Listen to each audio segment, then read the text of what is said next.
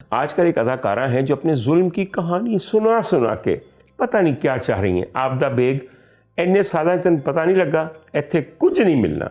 हर एक एंकर को बुला के वो अपनी दुख भरी, नहीं ये लोग कुछ नहीं करते, नहीं इन्होंने कभी नहीं किया, मैं कितने ड्रामे किए। आप उनके लिए आवाम से कुछ अपील कर सकते? मैं कोई अपील नहीं कर सकता, कतई नहीं कर सकता, इसलिए कि फनकारों को आज ये समझ आ गई है कि जब हम पे नोट बरस रहे होते हैं तो हमने प्लॉट लेने हैं डिफेंस के अंदर, हमने मियाँ वाली के अंदर घर बनाने हैं, हमने महल और हवेलियाँ बनाने हैं। वो लोग तमाम हमारे फनकार बेवकूफ़ थे जिनका ये ख्याल था कि अगर आज ब्रीफकेस भर के नोटों के आ रहे हैं तो सारी ज़िंदगी ये रहेगा। सर क्यों नहीं सोचते अपने बारे में? सर एक मामूली आदमी, यकीन कीजिए, वो भी पैसे जोड़ के रखता है कि ये जवानी एक दिन ढल जानी है, मेरे बुढ़ापे का सहारा क्या होना है। चंद चीज़ें मैं बताना जी प्लीज़ प्लीज़ प्लीज़, ये आप लोग भी समझ जाइए। वो जो सारे नौजवान हैं, एक बात है, चंद बहारें लौट के कभी नहीं आती। सर एक जवानी, एक जोबन, एक वालिदैन और एक महफिल यारा, अल्लाह, सर ये चार चीज़ें कभी दोबारा लौट के नहीं आती। और जब ये जारी होती हैं तो लगता है कि इन पे कोई ख़त्म ही नहीं होगा, ख़त्म ही नहीं, सब चलता रहेगा। जी जी जी। मैं एक और बात आपसे कहना चाहता हूँ, सर फनकारों को चाहिए ये कि अब जिस तरह ज़िंदगी गुजार रहे हैं वो खुद अपने लिए कुछ करें। आपने इंश्योरेंस शुरू कर दी फनकारों के लिए, आपने फलां चीज़ शुरू कर दी। सर आज तक मैंने वो फनकार नहीं देखा जिसको फनकारों की हुकूमत की तरफ से आई हुई इंश्योरेंस की वजह से कुछ मिला हो। जी बिल्कुल ऐसे। और सर अगर फनकार ये समझते हैं तो हम डॉक्टर क्यों ना समझें?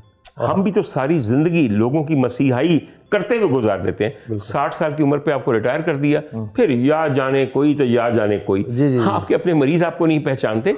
सो ये दुनिया की रीत और रिवायत है, जाग जाओ। और दूसरी गल, अपने इंटरव्यू दे दे के अपने ऊपर मजलूमियत की कहानी सुना सुना के you are not going to gain anything sir. Unfortunately इसमें ज़्यादा किरदार हमारे सोशल मीडिया का भी है, वो व्यूज़ लेने की खातिर आप एक बात डॉक्टर साहब उकसाते हैं, फलां के बारे में बात करें। मैं नाम ही लेता हूँ उन चैनल्स का, लेकिन आजकल ये क्योंकि हमारा मिजाज बन गया हुआ है, हम जो है ना नेगेटिविटी सुनना पसंद करते हैं। सर जितनी मर्जी नेगेटिविटी सुन लीजिए आप, जिनके मुतल्लिक आप सुना रहे हैं उनका दिल नरम या माइल नहीं होगा। चले मैं ये आपसे रिक्वेस्ट करूंगा, आपको लोग सुनते हैं, आप एक दफ़ा रिक्वेस्ट कर दें कि जो साहिब इस्तात लोग हैं, अब वो बेचारी उम्र के इस हिस्से में है कि पता नहीं उसकी हेल्प कौन करेगा। वो मैं तुमको मिल के आया हूँ, मैंने उनका इंटरव्यू तो रिकॉर्ड नहीं किया, लेकिन वो काफ़ी ज़्यादा दर्द में है। मैं कोई अपील नहीं करना चाहता क्योंकि इन अपीलों का कोई फ़ायदा नहीं होता, बस मैं यही कहना चाहता हूँ। फिर भी आप लोगों में से जिन लोगों को लगता है कि आप लोग उनके लिए कुछ कर सकते हैं तो प्लीज़ उनकी हेल्प कीजिएगा। अच्छा देख लेने अगले 15 दिन कितनी हेल्प होती है।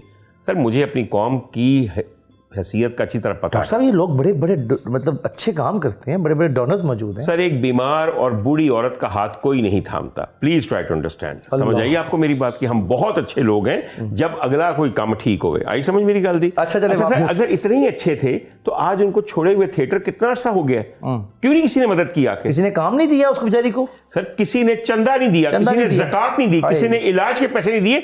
मैं फिर दोबारा एक मैंने फिल्मी गाना शुरू में गाया था कि कुछ लोग मोहब्बत का सिला मांग रहे हैं, नादान हैं बंदों से खुदा मांग रहे हैं। पता नहीं इन्हें खुदा कदों तक बंदियां लब रहे हैं, हसीब खान है। जब तक ये सांस बाकी है डॉक्टर साहब। चलिए अच्छी बात है। I will remain positive and मैं समझता हूँ कि आपको हेल्प करनी चाहिए। Remaining positive is one thing, remaining practical is a totally different thing. But I am hopeful as well. भाई अच्छी बात है सर, मैं तो 15 दिन का मार्जिन दिया ना जी। भाई, अगले साल में हम 10 जनवरी को ये देखेंगे कितनी लोगों ने मदद की। आप लोगों ने प्लीज आगे बढ़ना है और ये हम कोई आपस में चैलेंज गेम तो खेल नहीं रहे। मैं आखिर में एक बात कहना चाहता हूँ, मैं अल्लाह से दुआ करता हूँ कि मैं ये शर्त जिसका यहाँ जिक्र हो रहा है हार जाऊँ। आमीन आमीन। बिल्कुल।